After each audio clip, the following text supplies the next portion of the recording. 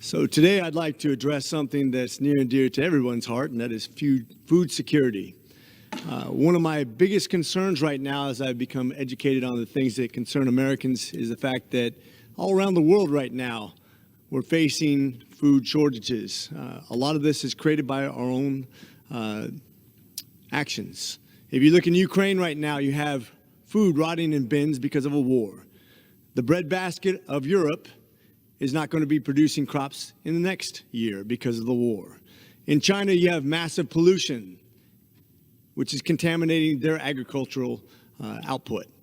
Meanwhile, you have countries like India that are reliant on foreign fertilizer that are going to be choked off because of the environmental movement. You have the Netherlands and Germany reducing their nitrates and their fertilizers, which they haven't done since World War I, which created a famine back then. In the United States, we have a third of our chickens and our eggs that are being reduced because of avian flu. Meanwhile, we're allowing Chinese nationals and billionaires to buy up millions of acres of farmland. This is concerning for many reasons. If we thought that the pandemic was a reason for government to overreach, if we thought that that was going to be a crisis, imagine what it would be like if we ran out of food, if we have food shortages.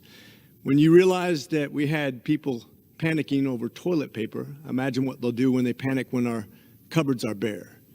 This could be a worldwide reason for war.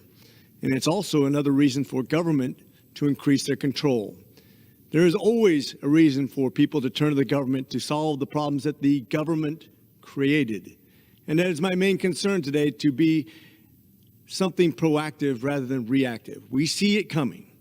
We can see that any foreign national country could come up with a virus to contaminate our livestock or even our crops.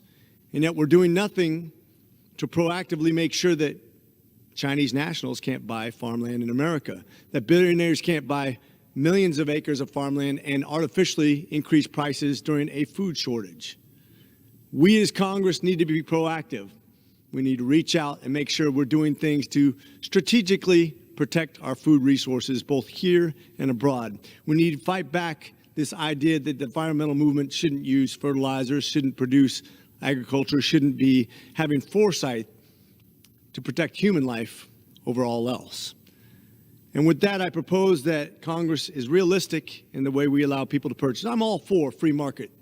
I'm all for allowing people to sell to who they want to, but always with the idea that America still comes first and Americans are protected in the process.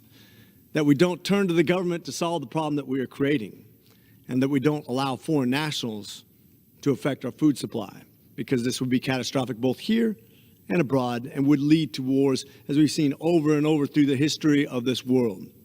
And with that, I yield the remainder of my time, and thank you.